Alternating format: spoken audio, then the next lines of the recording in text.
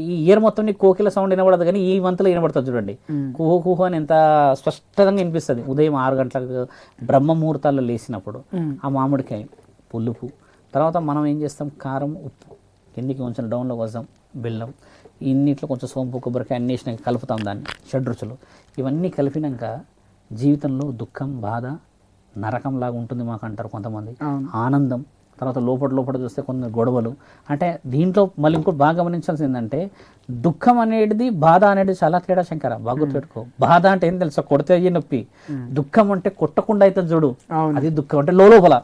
ఇలాంటి ఎన్నో ఉండి జీవితంలో ఎన్నో ఎన్నో ఎన్నో అలసిపోతాం కదా, కష్టాలతో నష్టాలతో ఫైనాన్స్ ఎమోషన్స్తో. End of the story Ugadi ఏమిచ్చిందంటే తీయగా ఉండాలి అని.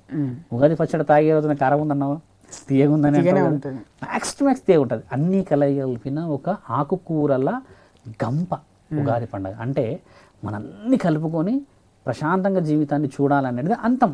అంటే దాని అంతరార్థం. అంటే ఉగాదిలో మనం తెలుసుకోవాల్సిన కొంతమంది గురువులు వచ్చారు. విశ్వవసు సంవత్సరం ఈ సంవత్సరం.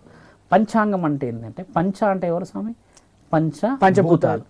అఘం అంటే ఏంది, ఇందాక ఆగమనం అన్నాను కదా. పంచభూతాలకి స్వాగతం పలికే రోజు మన దగ్గర 12 నెలలకి 60 సంవత్సరాల వసంతకాలం. ఉగాది. ఇదే ఇంతే సింపులే.